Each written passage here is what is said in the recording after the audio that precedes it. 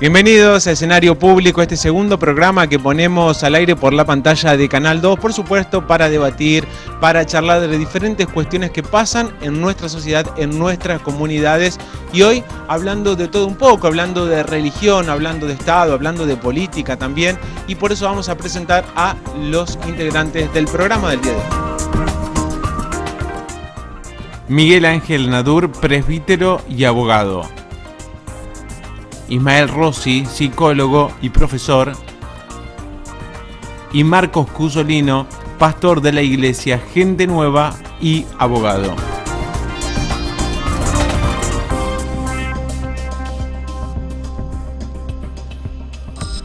Bienvenidos a Escenario Público, este segundo programa que ponemos al aire por la pantalla de Canal 2, por supuesto, para debatir, para charlar de diferentes cuestiones que pasan en nuestra sociedad, en nuestras comunidades.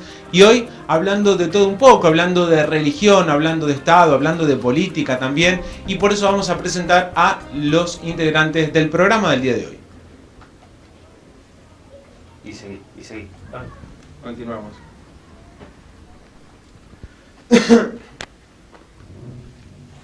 Bueno, padre Miguel Ángel, Ismael Rossi también, que se encuentra con nosotros para charlar algunas cuestiones que tienen que ver con, en primer lugar vamos a empezar con esta cuestión de que se está debatiendo, con la relación que debería haber entre el Estado, las religiones. ¿Qué le parece, padre?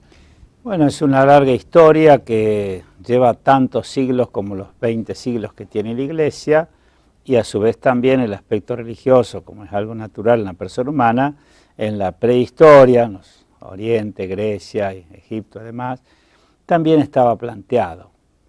Es una parte constitutiva esencial, por eso dentro de una determinada concepción existió el Estado confesional, es decir, el Estado adoptaba el culto que tenía la mayoría. Después vino otra doctrina, otra teoría que establecía que el Estado no tenía que, podemos decir, tener ninguna confesión en particular, sino que tenía que, bueno, aceptar toda la obra de bien que todas las religiones hacían.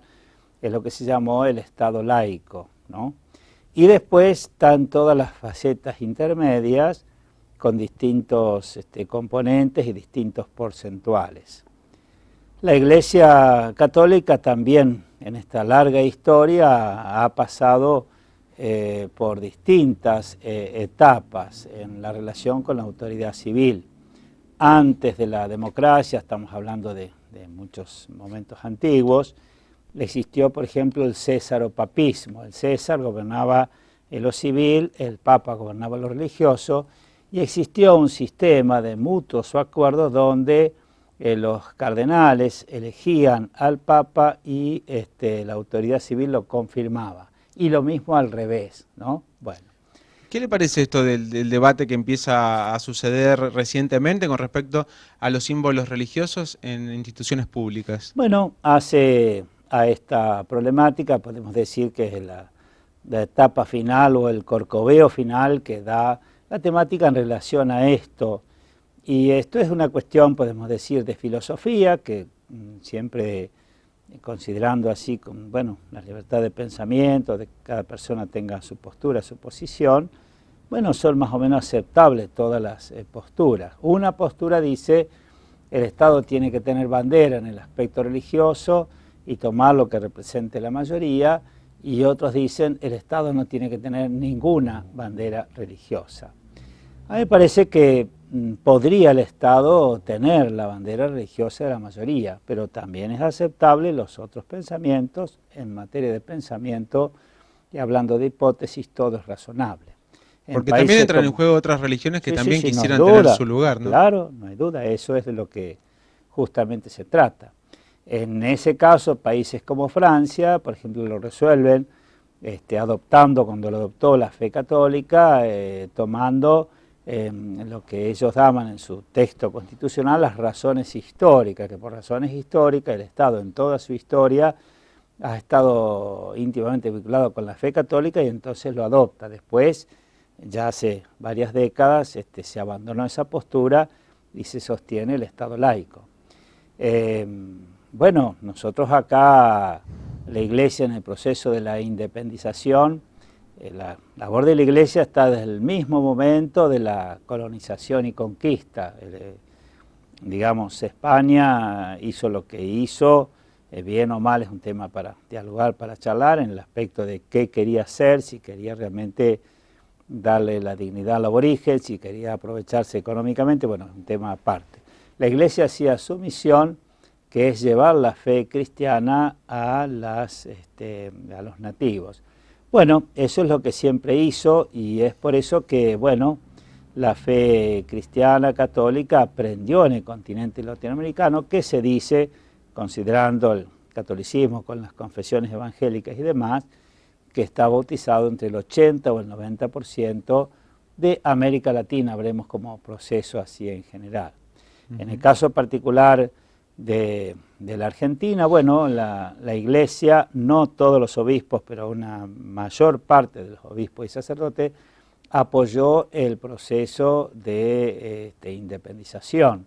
En 1810 hubo un obispo fusilado porque estaba en desacuerdo, pero después en general la Iglesia, y entonces tenemos un vecino nuestro, Cayetano Rodríguez, por ejemplo, en la Asamblea del año 13, en el Congreso de Tucumán, era de acá de San Pedro, Fray Cayetano Rodríguez, y habría por lo menos un 35% en la Asamblea del año 13, en el Congreso de Tucumán, y un 30%, 25% de sacerdotes en el primer gobierno patrio, ¿no? Usted me está queriendo decir que esto viene desde hace décadas, desde hace Claro, siglos. Es decir, estamos hablando de la Argentina independiente de 1810, si vemos para atrás está toda la labor de la Iglesia que siempre estuvo. La iglesia de San Nicolás, donde yo estuve varios años, está creada en 1725 como parroquia. Cuando algo se crea como parroquia, antes estuvo como templo, como capilla, a veces 50 o más años, ¿no? Bueno, desde el momento de la independización vino esa relación tan íntima. Bueno, eso significa, para de alguna manera probar la relación íntima del pueblo argentino con la fe católica. Con la fe católica. Le voy a preguntar a Ismael, que como psicólogo por ahí tendrá otro tipo de respuesta. Sí. Con respecto a la vinculación entre los estados civiles y la Iglesia Católica, bueno, es verdad lo que dice el padre, o sea, siempre han tenido una vinculación muy estrecha. De hecho, la ley y la religión tienen un origen en común, o sea, la religión era la forma de doctrinar, la forma de alguna manera de resolver algunos problemas que se planteaban en comunidades. O sea, aparecía esto de la religión poniendo un poco de orden en aquello que eran estados de barbarie, ¿no? A medida que va evolucionando las comunidades humanas, justamente la sociedad, y aparecen nuevos modelos de producción que instalan nuevos modelos de sociedad, los estados se van volviendo hacia la laicidad porque hay un hecho que es concreto, que es la multiplicidad de religiones y de la cantidad de gente que empieza a habitar en las ciudades. Entonces tenemos, urbes como Nueva York, donde tenemos católicos, tenemos judíos, musulmanes, protestantes, anglicanos y demás. Incluso en Argentina, acá mismo en Pergamino tenemos una gran diversidad de creencias, ya sea religiones, claro, cultos, algunas religiones, otras paganas, pero que de alguna manera conviven en un mismo espacio público. Ahora, desde este punto de vista, el Estado tiene que bien obrar en esta función de Estado, velando por todos. O sea, el Estado mira a todos, porque el Estado somos todos. Entonces, es como decir, o un símbolo religioso o ninguno, o todos o ninguno. Y hay que imaginarse lo que sería un hospital o una escuela con todos. Perdóname, Ismael, si hablamos de mayoría, por ejemplo. Bueno, esa es una cuestión bastante, hasta se podría debatir acerca de la mayoría. Porque entendemos que el bautismo se da a través de una tradición y la persona elige ser bautizada sin elegirlo, por así decirlo de alguna manera, ¿no? O sea, los chicos se los bautiza, pero el niño no elige ser bautizado. O sea, eligen sus padres a través de una tradición que muchas veces hasta carece del contenido y del sentido y del alcance que tiene el bautismo para un niño. Es como decir, vas a pertenecer a una institución y a una fe que no has elegido todavía, pero que nosotros hemos elegido por vos. A fin de que en algún momento de tu vida, si vos no quieras participar o formar parte de esta institución, bueno, existe algo que se llama apostasía, que, bueno, las personas pueden elegir no figurar más a través de la ley de habeas data, no figurar más en los registros del bautismo. Esto es una elección, pero que se tiene que hacer en la vida adulta, después de los 18 años, en pleno uso de las facultades psíquicas, para no formar parte ya de la estadística y del censo que tiene la Iglesia Católica. Pero es todo un trámite que hay que hacer, que es bastante engorroso, que no siempre lleva a una definición agradable. No es agradable tampoco tener que hacer el trámite porque, a ver, aparece algo del orden de la identidad con esto del bautismo, esto de las fotos, es una renuncia no solamente a la fe, sino también al folclore y a la historia familiar. Entonces creo que el tema de la contabilidad que hace la Iglesia lo realiza sobre estos bautismos que son realizados por un folclore, muchas veces de forma casi compulsiva y sin tener en cuenta y sin reflexión, muchas veces de parte de los padres, acerca del destino que tiene la ideología y la fe de ese niño. Lo que vos te estás refiriendo es que por ahí debería ser un bautismo, a lo sumo, cuando la persona es más adulta, que tenga la posibilidad de elegir. En todo caso, se presta confusión se cuente y se contabilice la cantidad de creyentes a partir de los bautismos, cuando en realidad lo que se ve, lamentablemente o no, pero digo, lo que se ve es que cada vez más gente asiste menos a las misas y se siente menos identificada con las religiones hegemónicas que lo han sido durante mucho tiempo en la historia. Y algo que quiero acotar también es que la Iglesia Católica no solamente participó en los procesos de independencia, sino también participó en otros procesos de reorganización nacional mucho más cercanos, hace 20 y pico de años, y justamente el Estado argentino y la nación argentina está muy sensible a esa proximidad que ha tenido la Iglesia respecto de algún tipo de poder, cuando entre el 76 y el 81 sabemos que se aprobaron la mayor cantidad de leyes que favorecieron económicamente e impositivamente a una institución determinada. Entonces, de ahí vale la importancia del Estado laico, para que no se produzcan estos desfasajes y estas hegemonías que después es muy difícil combatir. Bueno, como verá, las padre, dos posibilidades están. Después los gobiernos temporales y epocales pueden tomar esa mayoría con las salvedades que nos expresa el amigo, o el no tomarlas. Las dos posibilidades están. De hecho, en la historia se ha dado una forma u otra. La forma más frecuente, como ahora, la tendencia es hacia el Estado laico. Y sobre eso los documentos de la Iglesia, sobre todo el documento Dignitatis Humanae, que es el documento oficial de la Iglesia Católica sobre las relaciones Iglesia-Estado, allí se establece, sobre todo pensando en los lugares donde la Iglesia Católica es una gran minoría, como en China, como en Asia, en esos lugares, que el concepto de libertad religiosa incluye dos cosas. Primero, la libertad para creer o no creer. Yo puedo decir, soy una persona creyente o soy una persona no creyente. En la palabra creyente lo que se entiende como una realidad sobrenatural, etcétera, ¿no? Y después, una segunda opción, para el caso eventual de que la persona se manifieste como creyente, que este culto específico adoptar. Creer o no creer, y creer, una vez que yo decido creer, en tal o cual culto. Esa es la posición oficial de la Iglesia Católica, y lo hace sobre todo pensando en los lugares donde, somos una gran minoría, y también son minoría los demás cultos, como en el caso de China, de África, los países de Asia. Bueno, vamos a seguir hablando en el próximo bloque, posturas bien contrapuestas como para encontrar entre todos un punto intermedio, creo. Después de la pausa continuamos aquí en Escenario Público.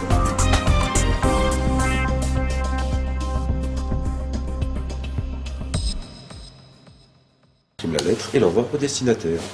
Et hop, c'est parti. Alors, comment envoyer une lettre recommandée depuis son ordinateur? On se connecte sur le site de la poste, ensuite.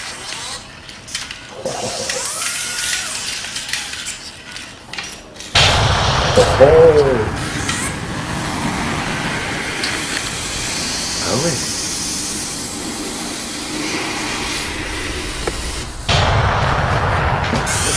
Oh, oh, oh, oh, oh.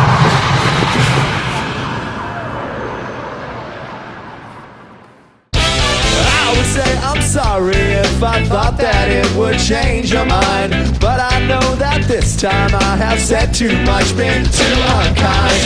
So I try to laugh about it, cover it all up with lies. I try to laugh about it, hiding the tears in my eyes, 'cause boys don't cry. Boys don't cry. Nuevo Renault Duster 4x4 for All, desde 84.990 pesos.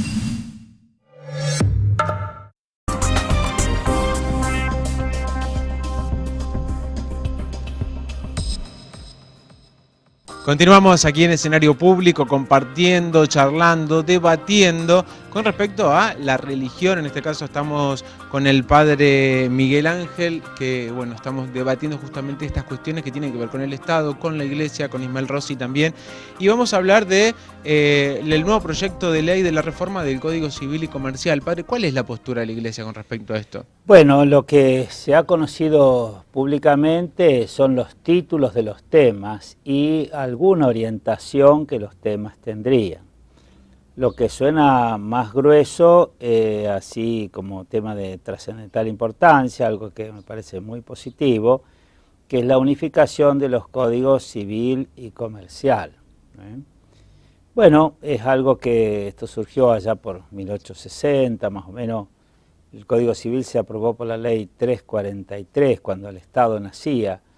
Se hizo un voto de aprobación ahí a Vélez Sarsfield, que en lo que surgía en el momento, parecía el espíritu de la época, o tal vez tomándolo de Francia y de otros lugares, se hizo el Código Civil y se hizo el Código de Comercio, pensando en el comerciante como una categoría que sea muy especial, pero en realidad después en la vida diaria no era tan así. Por eso en la realidad el Código Civil se sigue usando siempre y el Código de Comercio en algunas cosas muy específicas como ley de quiebra, ley de sociedades, etc.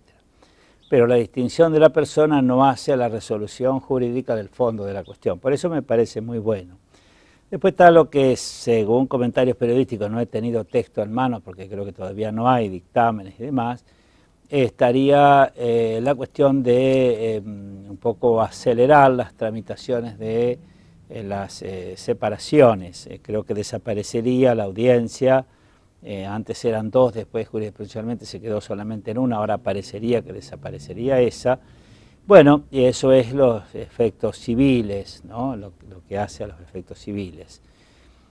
Bueno, en este sentido la ley argentina tendería un poco a como es la ley norteamericana que, bueno, toma lo fundamental, la decisión de las personas y el trámite jurídico lo pone como accesorio a eso.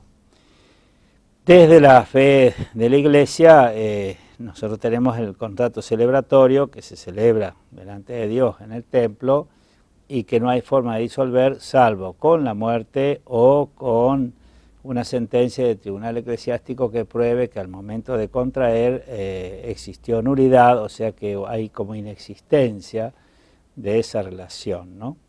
Bueno, después va a tratar sin duda el tema de la mayoría de edad, de 21 que era convenio internacional se pasó a 18, hay algún otro proyecto también y demás. Y después un montón de títulos y cosas que aparecen, pero son comentarios periodísticos, me parece en general bien, es una cosa que requiere la sociedad y los puntos que hacen a los aspectos doctrinales, especialmente en la materia matrimonial, es donde pondremos especial interés. Había varios artículos periodísticos donde salía que justamente muchos obispos... Sí, la materia matrimonial. Sí, sobre esa cuestión y que afectaría por ahí a los niños en algún aspecto. No, por eso te digo, no hay detalles sobre qué materia sería reformada y qué cosa. Yo pienso que debe hacer referencia tal vez a los casos de tenencia o situaciones de ese tipo y demás. Bueno, por vía jurisprudencial o también por leyes especiales, también la legislación argentina en materia matrimonial y en minoridad ha ido dando pasos. Bueno, el Código Civil, o sea, justamente tiene que ver con esto, con ir acoplándose, ir siguiendo estas transformaciones socioculturales que se van dando, justamente teniendo en cuenta que las sociedades van cambiando conforme van cambiando las relaciones y los medios de producción. Sabemos muy bien que la familia, tal y como la conocemos, en el sentido de la conformación y del mapa familiar, empieza a existir a partir del siglo XVIII con en gran momento que llamó la era de las revoluciones, donde existe la revolución industrial, la revolución en los estados liberales y demás. Entonces, esta familia que conocemos hoy, de papá, mamá, hijo, esta familia nuclear que existe hoy es producto nada más y nada menos que hace 200 y pico de años, o sea, revolución industrial, las grandes familias que emigran a la ciudad se conforman en grupos más pequeños y nace lo que hoy conocemos como familia. Bueno, los códigos van reglando y van reglamentando y regulando estas relaciones humanas que se dan a través de la historia, ¿no? Bueno, nuestro Código Civil, justamente como decía el padre, es un código que, bueno, tenía una cierta antigüedad y que de alguna manera esta reforma tendería, digamos, a adecuarse a los momentos en los cuales estamos viviendo. Queda de lado el debate ético y moral respecto de si la familia si es realmente un modelo esto de estos modelos de familia, en el sentido de decir si realmente la conformación familiar, los afectos, los vínculos deberían estrecharse más y estos fracasos de los matrimonios también arrojan algo, ¿no? O sea, simbólicamente algo están queriendo decir. O sea, la gente, el valor del compromiso, el valor de estar, el valor de tener un proyecto a futuro y el valor también de tomar una decisión en un momento sesudamente, con un proyecto de vida y demás. Esto de que los chicos quedan relegados, no quedan relegados por el Código Civil, quedan relegados porque muchas veces los chicos no entran en el proyecto de vida de los padres y llegan como una cosa añadida, como un apéndice, como una especie de paracaídas y no forman parte de un proyecto de vida. Ahora, estas nuevas configuraciones familiares que van surgiendo también tienen que estar representadas en el Código Civil porque sabemos muy bien, y hay una definición de familia que la escuché de una trabajadora social que me encantó, para mí es la definición de familia, que dijo: familia es el que está. Familia es el que está. Y es el estar, ¿no? Es el estar en cuerpo, familia es el que está. Entonces, estas reformas en el Código Civil, si tienden realmente a ponderar y a regular estas nuevas relaciones familiares que surgen de nuestra sociedad, de nuevos sistemas, bueno, me parece que es válido y en este punto concordamos, padre. Ya que estamos hablando de familia y nuevas configuraciones familiares, padre, le quería preguntar, ¿cómo incluye la Iglesia estas nuevas configuraciones? Por ejemplo, las relaciones homoparentales, justamente luego de la aprobación de la ley del matrimonio igualitario. Bueno, ¿cómo lo ven? ¿Cuál es la situación ya desde hace bastante tiempo? 2 años más o menos. Sí. Bueno, no lo vemos como algo bueno. Está, pero está todo en la sociedad. Está, bueno, ha tenido sanción legal, responde, bueno, sí, a una orientación del pensamiento.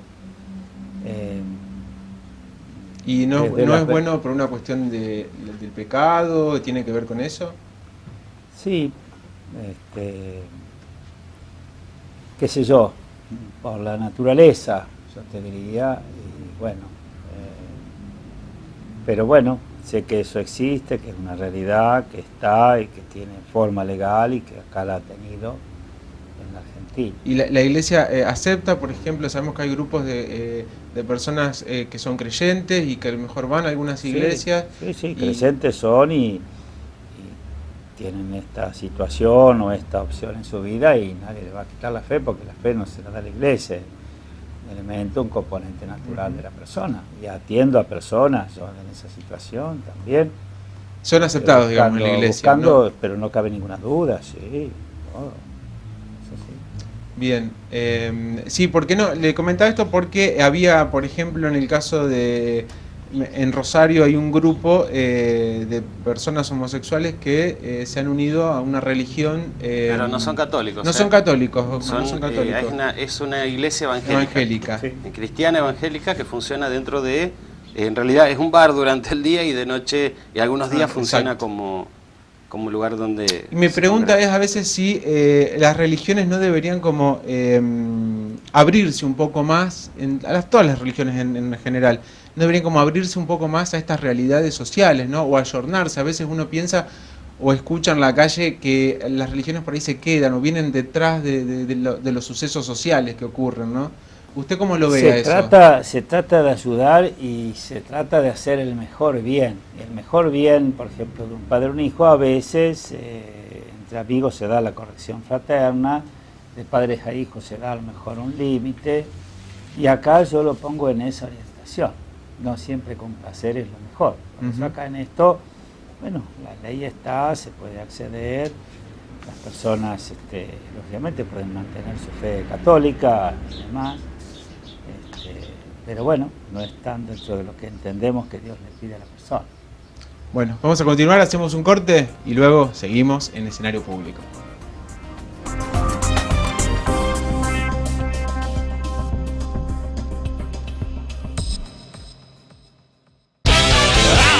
I'm sorry if I thought that it would change your mind, but I know that this time I have said too much, been too unkind.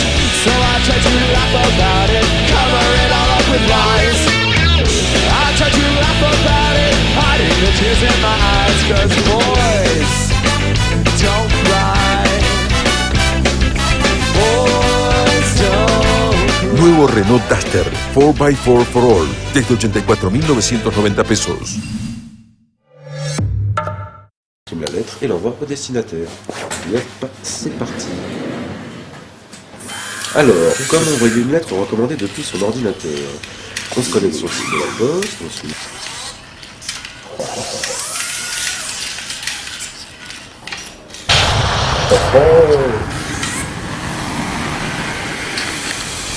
Ah ouais.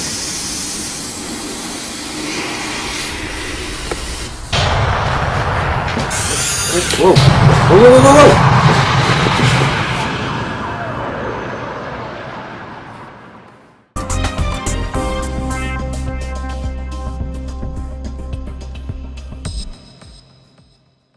Continuamos aquí en escenario público, debatiendo, charlando, escuchando todas las voces para poder, bueno, sacar alguna conclusión, para resolver problemas políticos, sociales que tenemos los ciudadanos, los pergaminenses, los argentinos en general. Hablando un poco de religión, la relación de la Iglesia con el Estado.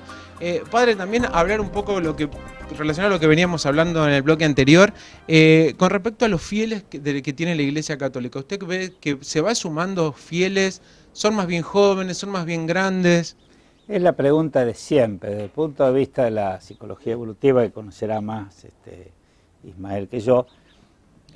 Bueno, se da la concurrencia de la persona en los primeros tiempos como una adhesión al pensamiento de los padres, como él decía también. Bueno, después viene la edad de la adolescencia, viene esa especie de rebeldía, el chico con la rebeldía un poquito hacia los padres, por llamarla rebeldía, pero sería un proceso de independización y de personalización, va como relegando a los padres para también como probarse a sí mismo y obtener el desarrollo personal. Ahí en ese paquete de apartar un poco a los padres de su vida para tomar su esencia personal, suele apartar, dentro de ese paquete entra el tema de la fe.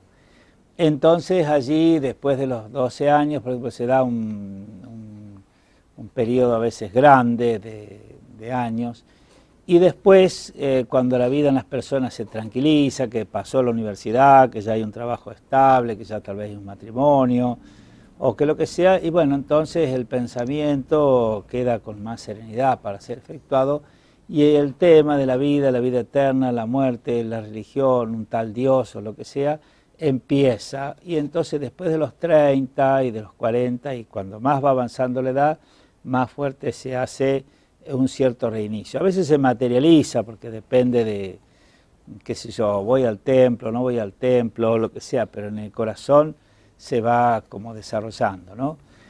Bueno, no vivimos tiempos de gran auge en la práctica religiosa, sin embargo, bueno, siempre está y siempre ocurre que la proliferación de los diversos cultos que tienen adherentes y demás, bueno, prueba también que el aspecto religioso está en el corazón del hombre, sí. Y ese ofrecimiento que se hace de atención, de diálogo, de esto y lo otro, bueno, responde a una necesidad importante del corazón humano y bueno, y es un componente que podemos decirlo en términos psicológicos de la persona, que es altamente pacificador y digamos, como un reencuentro.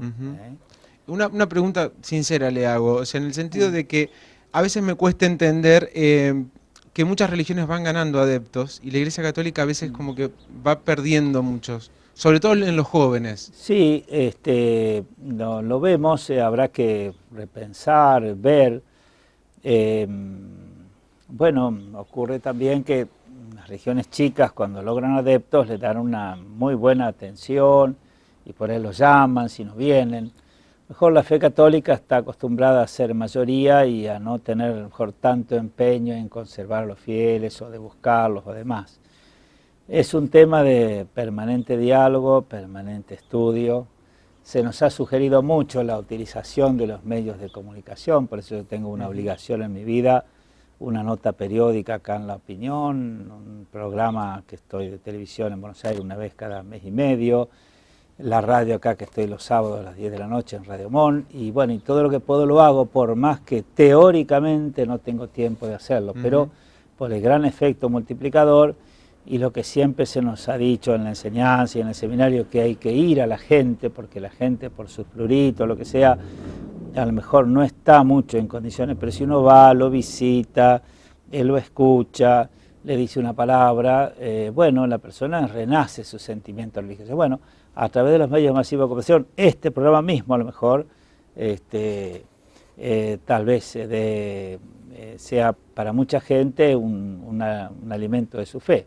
Para culminar, cuando ingresé al seminario, allá por la década del 70, del 80, un profesor nos decía, dice, bueno, miren muchachos, si ustedes pueden publicar 1/4 de páginas de Clarín un día, lo van a leer o mirar o estar en relación con ustedes más personas de la cantidad de personas que a lo largo de sus 40 años de cura van a escuchar sus homilías. Y con esas distinciones, porque bueno, 1 millón de ejemplares de Clarín se multiplica, son como 3 millones. Y uno tiene en las capillas, en los templos, 500 personas, 600, 1000, que son 50.000 en el año, 60.000, bueno, y eso era una cosa así muy importante. Y después el elemento misionero.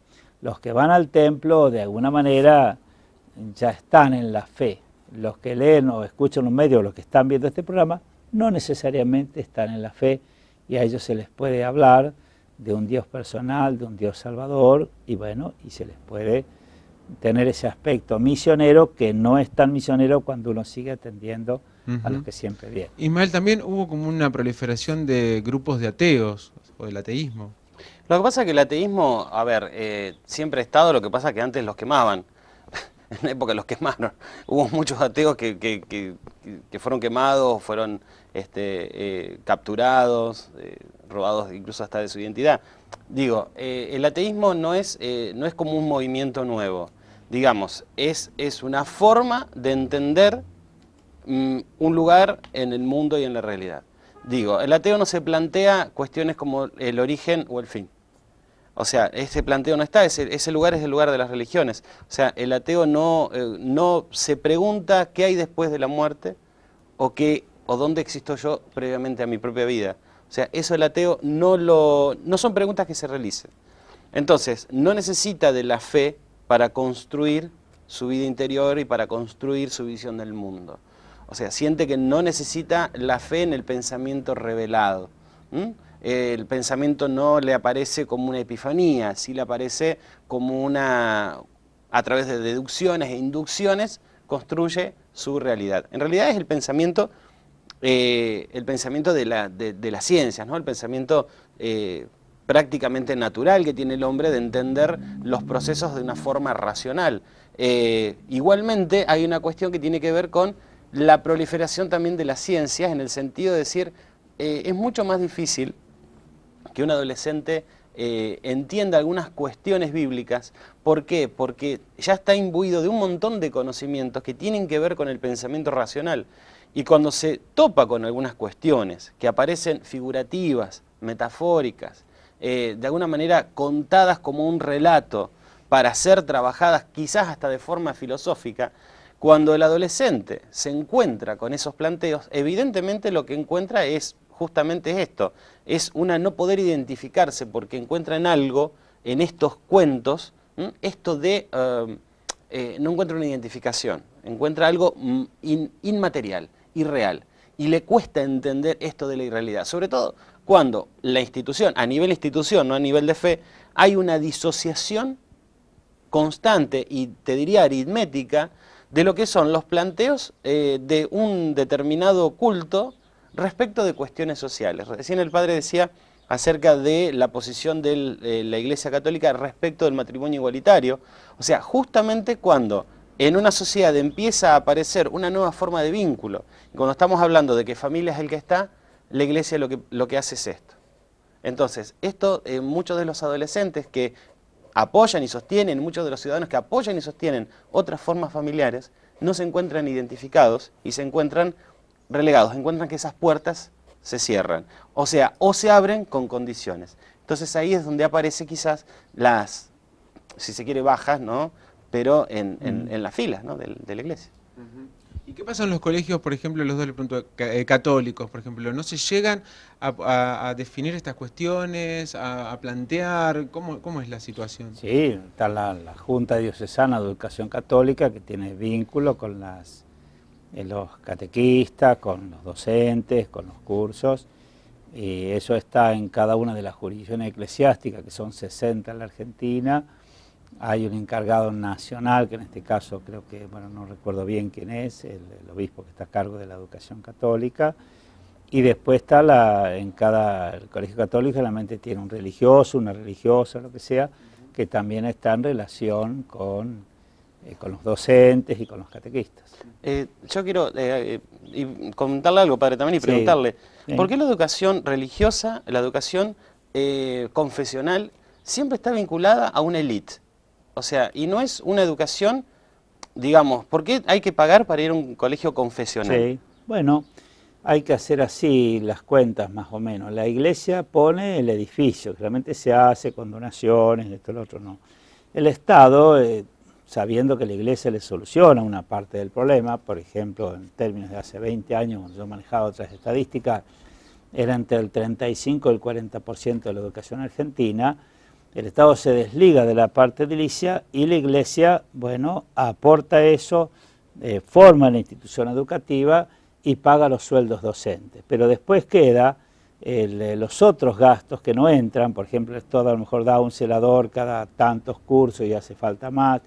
Están las asignaturas no curriculares, que son las que no van por ministerio y tienen que entrar, como por ejemplo a veces entra esto de catequesis, otras veces durante mucho tiempo entró inglés y otras asignaturas, y después está, bueno, como una cierta ayuda también para el mantenimiento. Bueno, entonces eso va con la cuota de cooperadora que, bueno, en casos de los colegios de la ciudad, bueno, no sé, no recuerdo bien cómo son las cifras, pero es una cifra más o menos accesible. Pero parte de los sueldos no están subvencionados por el Estado, el 80% de los sueldos no están. Sí, por eso es que si no fuese así, la iglesia no puede mantener, porque de una cuota a lo mejor de 300 pesos, 200 pesos como debe ser, no estoy al tanto de eso, un poco más, o más, ¿no es cierto?, tendría que pasar a ser, 2.000 pesos o 3.000 pesos. Si veíamos el otro día que un precio le salía, no sé si 26.000 pesos por mes al Estado, en esas estadísticas, bueno, no sé cuánto le sale a un Estado. Lo que sí sé es que de lo que sale a la iglesia un alumno que va a un colegio confesional o privado, porque ahora también con los cambios de los tiempos, en ese 35% de la educación privada, la mayoría era católica. Ahora no, ahora está el auge, y lo vemos acá en Pergamino también, de colegios privados que no son confesionales. Cualquiera puede poner un colegio y lo pone, ¿no es cierto? Y el Estado sigue adoptando con esos colegios el mismo sistema, salvo que el Estado cuando te da, digamos, ese 80%, 100%, 50%, como puede, de los sueldos, te dice, bueno, usted la cuota no me la puede pasar de tanto. Igual los colegios locales, por ejemplo, los que yo conozco, que son privados no confesionales, no reciben la subvención Claro, del entonces Estado. pueden poner el costo que ellos deseen como una empresa. Yo tengo, 1.000 alumnos, esto me sale, 500.000 pesos por mes, dividido 1.000 alumnos, me sale, tanto, o lo que sea. Ya se maneja, digamos, en esos números. En el caso de los colegios de la iglesia, en general, están subvencionados. Y allí el Estado nos fija una cuota. Ahora, puede ser que nosotros necesitemos una cuota extraordinaria, entonces hay que pedir por medio de consejo escolar, impresión de enseñanza y todo un trámite, si la cuota es, qué sé yo, 300 pesos y yo tengo una necesidad especial porque tengo que cambiar todos los techos, lo que sea, pido a ver si puede ser 380 o 350 y bueno, me dicen que sí o me dicen que no. Pero es un gran ahorro para el Estado la enseñanza privada. Me acuerdo en épocas así, que yo, de otras donde se ponía mucha bandera sobre la escuela pública, bueno, puede ser también, es la obligación del Estado. La Iglesia, ¿por qué se introduce en el tema educativo? Porque le interesa, porque ya que el niño va a estar, qué sé yo, 8 años en la escuela primaria, el adolescente 5 años en la escuela secundaria, el profesional 5 años en la universidad, qué lindo sería que si con motivo de esa asistencia, aparte de los elementos técnicos que el Estado fija que tiene que haber, historia, geografía, fulano, mengano, lo que sea, se le puede dar el elemento de la fe. Y aparte al estar en una institución propia, hay un espíritu, por ejemplo, que yo, a lo mejor misa una vez al mes, por ahí a lo mejor confesión el sacerdote viene y está disponible una vez al mes, y bueno, y además después las asignaturas que tienen contenido eclesial. Es decir, al estar la gente concentrada allí, bueno, la Iglesia dice, bueno, ¿qué podemos hacer? Y bueno, vamos a meternos en eso. Sabemos que la educación sistemática es del siglo XVIII y XIX, antes no existía. Estaba el maestro que enseñaba a leer y escribir, uno iba, los padres le pagaban un poquito y demás, y después estaba el autodidacta que aprendía. Vino después la realidad así de esta instrucción generalizada. Mi madre, por ejemplo, siempre decía, tenían 3er grado porque era lo que se exigía, después se exigió primaria, ahora por ley se exige secundaria, ¿no es cierto? Bueno, todo eso hace que esté más como popularizado cada vez más, o como se dice, universalizado, socializado más, cada vez más el proceso educativo. Bueno, la Iglesia tiene por lo menos en sus principios, de que tiene que estar en todos los lugares, en la cárcel, en el hospital, en el asilo, con el niño desamparado, lo que sea, y también en el proceso educativo. También lo hicimos, por ejemplo, en los cuarteles para asistir durante ese año de que hacían la colimba y demás. Bueno, y en este caso hay que lograr una fórmula potable, ¿no? La Iglesia con esfuerzo hace el edificio. Ahora, una vez que está en el edificio hay que poner en funcionamiento la cantidad de... Si tuviéramos que dividir el total de sueldo por la cantidad de alumnos, el precio sería muy alto. Y de hecho hay instituciones que son de la Iglesia, que son por ahí para una élite, como decís, y bueno, el precio es altísimo, 3.000 pesos, 4.000 pesos, hay colegios en Buenos Aires y demás, bueno, pero no es lo común, que sé yo. Acá por norte bonaerense, donde estamos nosotros, creo que no hay ninguno de esos. Sí, yo creo que por ahí 3.000 no, pero creo que de 1.000, más de 1.000 hay. Sí, puede ser. Y son generalmente colegios de élite, o sea, justamente corresponde a un cierto sector de la sociedad que puede pagar eso, o sea... Es la limitación, Ismael, digamos, no tenemos plata como para hacer eso. Ojalá pudiera ser que tuviéramos, siempre es una alegría que se funda un colegio católico más, tenemos algunos acá, 3 o 4 que son jardines, siempre es el proyecto de hacerlo primario, hacerlo secundario, pero el esfuerzo arquitectónico y después de gente y después de conducción. Yo tengo título pedagógico, cuando estuve en la universidad, en la facultad, obtuve también con materias adicionales título docente para poder dar clases, ser director de colegio y demás. Pero después hay que encontrar la vocación también del sacerdote para dedicarse a esta rama, que es un poco escasa, no es muy amplia, ¿no? Entonces, bueno, no tenemos otra salida, de modo que si hoy dijese el Estado se suspenden los subsidios a los colegios católicos, nosotros tenemos que decir, bueno, tendremos un problema grande, tendremos que indemnizar a todos los 50 o 80 docentes que tiene un colegio, tendremos que hacer un esfuerzo grandísimo, pero el colegio se tiene que cerrar. Lógicamente el Estado va a tomar esa circunstancia y para no privar de un servicio público, porque la educación es un servicio público, va a expropiar la institución y va a seguir asistiéndola. Y bueno, tendremos que recibir el dinero que nos dan por el edificio y que lo siga prestando el Estado. Es una cosa que siempre se habla, siempre está como posibilidad, pero bueno, para el Estado es algo muy bueno que la educación privada tome una parte y bueno, después el Estado también inspecciona. Yo me acuerdo hace, unas primeras décadas, cuando estaba la UCA y demás, había que dar una reválida, que era una especie de inspección que se tomaba para ver si las escuelas privadas o las universidades privadas eran tan buenas como la estatal. Después, bueno, eso se sacó. Y antes, ya cuando comenzó un poquito esto a generalizarse en las escuelas de la Iglesia, estábamos adscriptos, por ejemplo, un colegio católico acá, adscripto a tal colegio. Y ese tenía como un cierto poder de policía para revisar las clases, algunas materias, inclusive los alumnos las iban a rendir a ese y demás. Bueno, después se vio que los mismos docentes dan en el colegio católico, en el privado, en el estatal, bueno, se generaliza y a la larga es una cuestión de mercado, la gente sigue mandando al colegio católico si ve que tiene una buena formación y si ve que no funciona, bueno, lo deja de mandar. Bueno, gracias, nos despedimos nosotros con este bloque del padre Miguel Ángel y continuamos luego en el escenario público.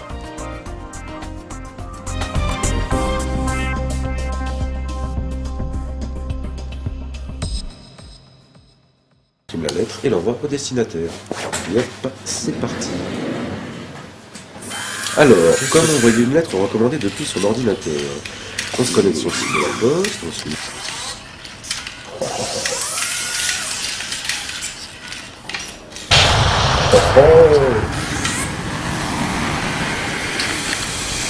Ah ouais.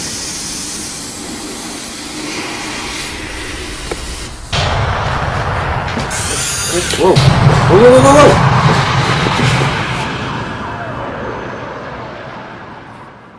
I would say I'm sorry if I thought that it would change your mind, but I know that this time I have said too much, been too unkind.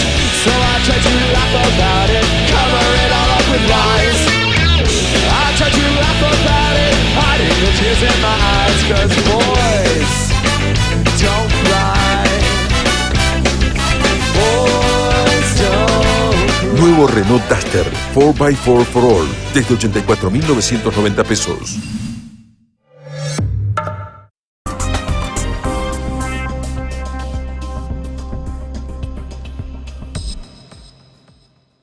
Continuamos aquí en escenario público y en esta ocasión vamos a hablar con el pastor Marcos Cusolino de la iglesia Gente Nueva aquí de nuestra ciudad de Pergamino y bueno, que también es abogado, te damos la bienvenida, gracias por estar aquí y hablar un poco sobre esta cuestión de los fieles, ¿no? Se lo preguntábamos al padre hace un ratito, da la sensación de que la iglesia católica va perdiendo muchos fieles y que las iglesias evangélicas van recuperando. ¿Cómo es esta cuestión? ¿Cómo lo ven ustedes? Bueno, primero celebro este programa y este espacio de debate en la ciudad de Pergamino. Creo que nos va a hacer mucho bien conocer y conocernos en las distintas esferas de la ciudad, lo que está pasando en la ciudad de Pergamino.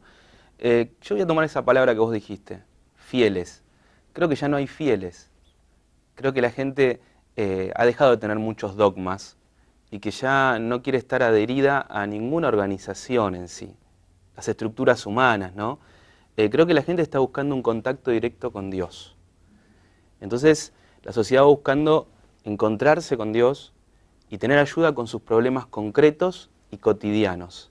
A partir de ahí, que se acerque a las iglesias que están de alguna manera como Jesús con los brazos abiertos. Yo me lo imagino a Jesús caminando en medio de la calle diariamente con brazos abiertos, oídos abiertos, ojos abiertos, viendo lo que le pasaba a su prójimo, al que tenía cerquita, y tratando de ayudarlo. Primeramente desde la fe y lo sobrenatural. Tenemos que saber que Jesús primero ayudaba desde lo sobrenatural. Y después también desde lo social, porque establece algunos decálogos de principios, ¿no? Al que te pide, dale. Si tenés 2 capas, compartila con el que no tiene. Tenía un amor y un sembrar en una conciencia social, pero primeramente era de lo sobrenatural. Y la gente va buscando eso. Ha perdido el contacto con lo sobrenatural que trata Dios desde lo sobrenatural nuestras esencias. Entonces, nuestra mente funciona bien, nuestro cuerpo funciona bien, las relaciones familiares funcionan bien, el día a día funciona bien si tu esencia, que es el espíritu, está teniendo contacto con Dios. Y eso es lo que busca la gente. La gente no está buscando cambiarse de creencia o de religión. De hecho, no es necesario. La iglesia cristiana evangélica nos consideramos católicos muchas veces porque es una iglesia también universal, está en todo el mundo. Nos consideramos apostólica porque seguimos la doctrina de los apóstoles. Simplemente no dependemos de Roma, dependemos de Cristo. Creo que este es el punto, que la gente se encuentre con Jesucristo. Y la gente va buscando eso. Ya no, te vuelvo a repetir, no se adhiere, no quiere ser parte de una organización humana, sino que quiere encontrarse con Dios. Pero hay reglas, digo, dentro de las religiones también. hay reglas, me refiero, hay algunas cosas que son pecados, doctrinas, y bueno, que también son para tenerlas en cuenta, digo, o cada uno puede llegar con su ideología, con su pensamiento, con su estilo de vida. Es muy interesante la pregunta. Hay un camino, que es Jesucristo. Una vez que vos te encontraste con Jesucristo, empezás a aprender lo que dice la Biblia. Tan simple como eso.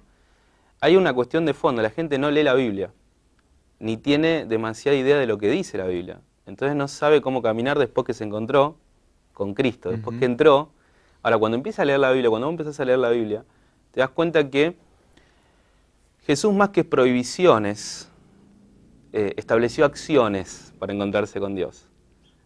¿Entendés? Entonces, las cosas, de alguna manera, van yendo día a día en tu relación con Cristo y te van llevando al encuentro permanente con Dios a través del Espíritu Santo, que está aquí en la tierra para ayudarte a unificarte con Dios. Hace una vía coaxil, un nexo con Dios, el Espíritu Santo dentro tuyo. Y con la obra del Espíritu Santo te es muy fácil no pecar. ¿Y qué postura tiene la Iglesia Evangélica con respecto, por ejemplo, al matrimonio igualitario, a las relaciones entre personas del mismo sexo, qué sé yo, situaciones que se dan en la vida cotidiana, ¿no? Se las deja de lado, se las acepta, están en pecado, ¿no? Muy interesante nuevamente la pregunta, y muy punzante. Yo no puedo hablar en nombre de toda la Iglesia Evangélica, ni de la Iglesia Cristiana, ¿no? Nosotros como Iglesia Gente Nueva somos evangélicos, pero somos sobre todo cristianos primitivos, podríamos decir. Y yo puedo hablar en nombre de la Iglesia Gente Nueva, que tiene su seminario teológico y que está en más de 40 ciudades. Nuestra postura es de que la gente pueda tener igualdad y pueda haber respeto hacia el ser humano. Y nuestra postura es que la Iglesia tiene que estar separada del Estado. La Iglesia no le puede imponer a todos sus propias creencias. La Iglesia no está para hacer leyes, la Iglesia está para amar al prójimo. La Iglesia está para servir al que necesita. Entonces, creemos que la homosexualidad es un pecado, pero amamos al homosexual. Queremos que el homosexual pueda encontrarse con Jesucristo y pueda recibir la voz de Dios, y Dios lo va a bendecir. Entonces, no estamos de alguna manera condenando a nadie. Esa no es nuestra postura de condenar, sino que nuestra postura es de acercar a la gente a Dios. Y creemos en un valor que nunca tiene que avanzarse sobre ese valor, que es el de la libertad individual, el respeto, la dignidad, el amor al prójimo, como sea el prójimo. Hay algunas iglesias muy cuestionadas que intentan cambiar a los homosexuales y que han sido muy cuestionadas últimamente. ¿Ustedes cómo lo ven a esto? La Iglesia no puede cambiar a nadie, Dios cambia nuestros corazones. Pero hay un punto que tiene que ver del conflicto que tienen muchas veces las iglesias con la sexualidad. Las iglesias no perdonan, las religiones muchas veces no perdonan los errores que tienen que ver, están relacionados con la sexualidad. Y sí perdonan otras clases de errores.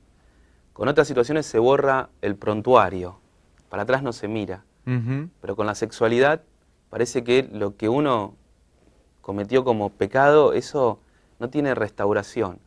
Y no es la enseñanza de Jesús. Jesús se encontró con una mujer que era samaritana y le dijo, mirá, tantos maridos tuviste y ahora estás en adulterio, con el hombre que estás ni siquiera es tu marido, pero yo no te condeno, yo te perdono. Ahora sí, no peques más, arregla tu situación.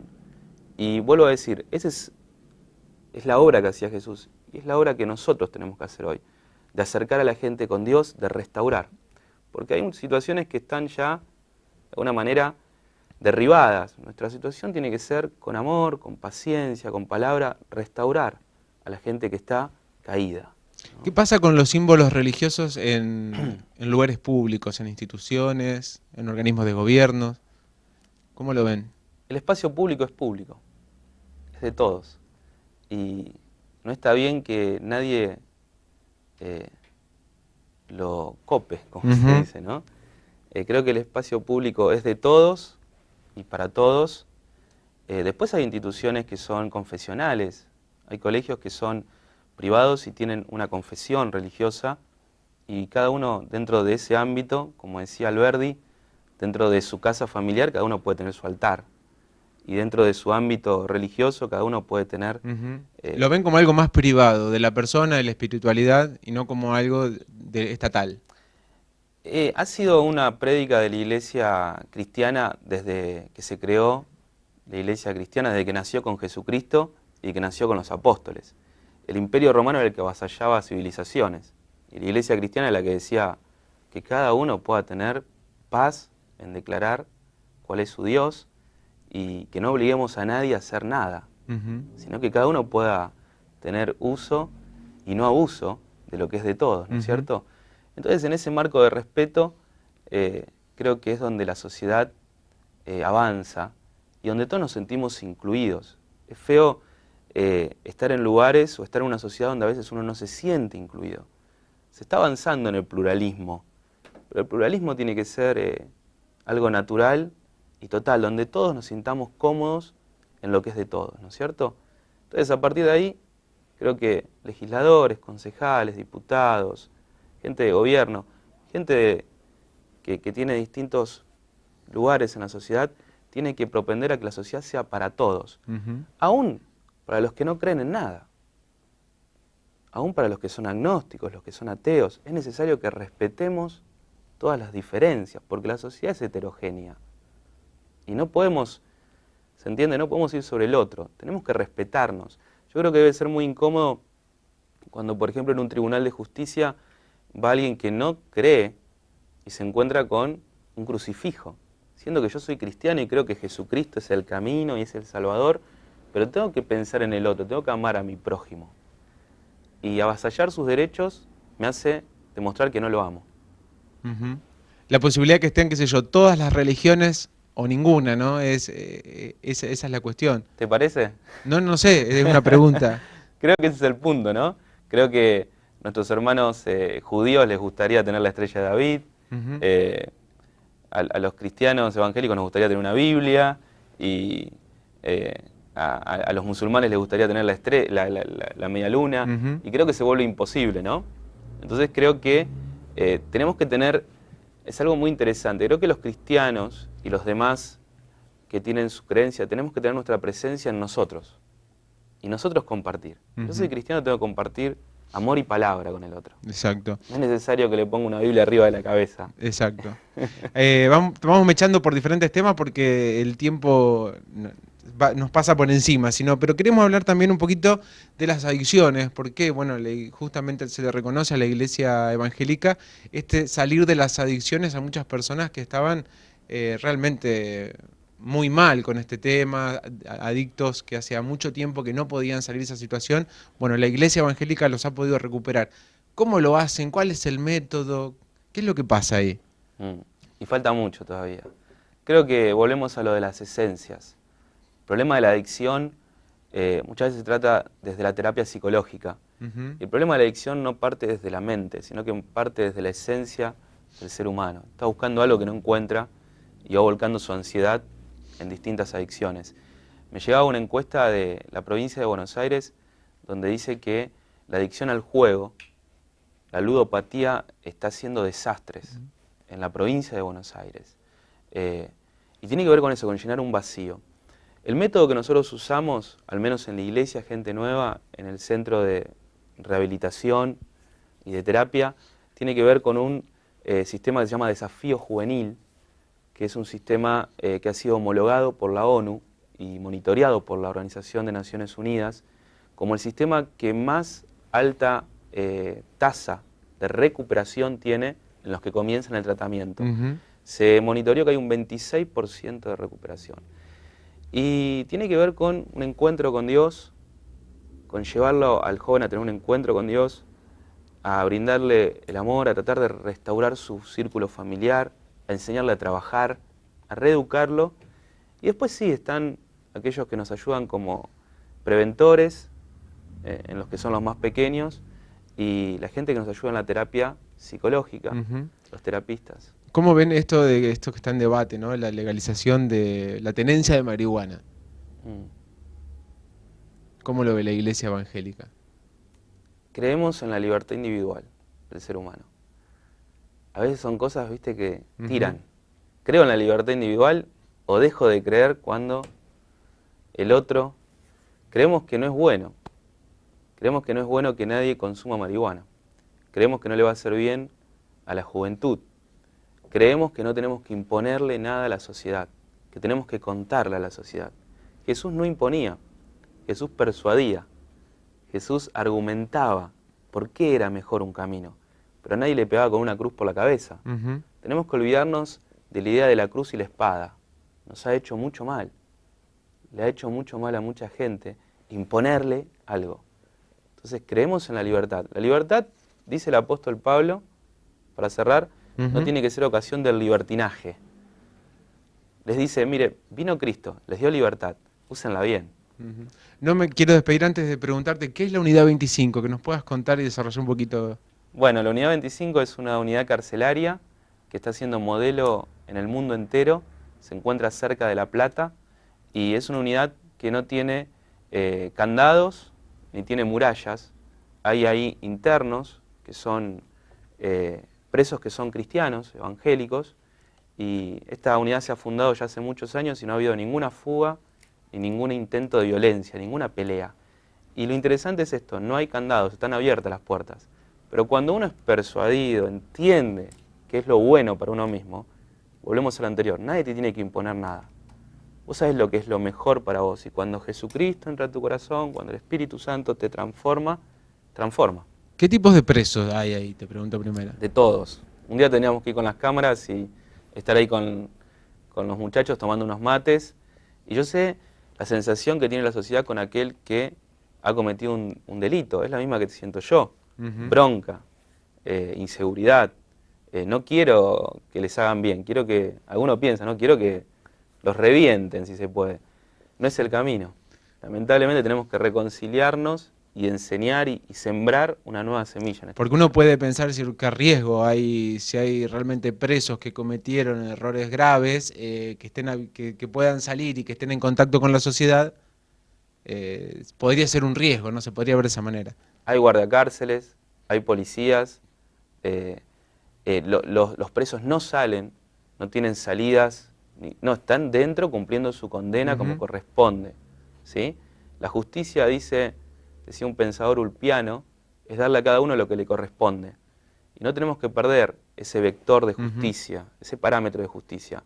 Ahora, interesante que el que entre adentro de la cárcel no salga siendo un delincuente más profesionalizado, sino que en el medio haya algo que lo ayude a volver a sus esencias, a recuperarse, porque no queremos que la sociedad se siga matando entre sí. Un tema que, bueno, sin duda vamos a retomar en algún momento, lamentablemente se nos ha acabado el tiempo. Bueno, gracias al pastor Marcos Cusolino por haber estado con nosotros.